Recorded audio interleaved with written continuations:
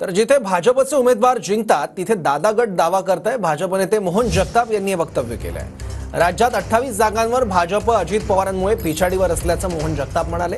पंकजा मुंडे आणि धनंजय मुंडे मनाने कितपत एकत्र आहेत असा सवाल देखील मोहन जगताप यांनी केलाय।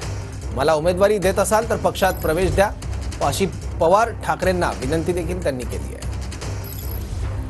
अजित पवार भाजपसोबत आल्यामुळे नुकसान झालं आम्हाला आता अजित पवार भाजपमध्ये आल्यामुळे नुकसान होण्याचे एकच कारण आहे, ज्या ठिकाणी भारतीय जनता पार्टीचे सीट विनिंग असताना त्या ठिकाणी जर त्यांचा उमेदवारी मिळत असेल त्यांच्या स्टँडिंग आमदाराला, भारतीय जनता पार्टीचे कार्यकर्त्यांनी नुसतं कामच करायचं का आणि कुठपर्यंत करायचं। त्यामुळे भारतीय जनता पार्टी त्या ठिकाणी इनडायरेक्टली लॉसेस आहे ना।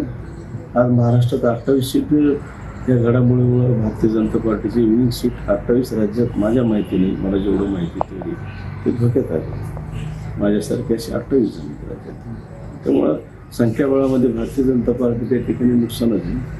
नगरसेवक होतो, 2दा जिल्हा परिषद सदस्य होतो, सभापती होतो। जे काय आतापर्यंत कार्यकर्त्याचा संच मी आतापर्यंत सांभाळत आलो, हे कार्यकर्ते माझे तुटतील आणि माझं राजकीय धोक्यात येईल राजकारण।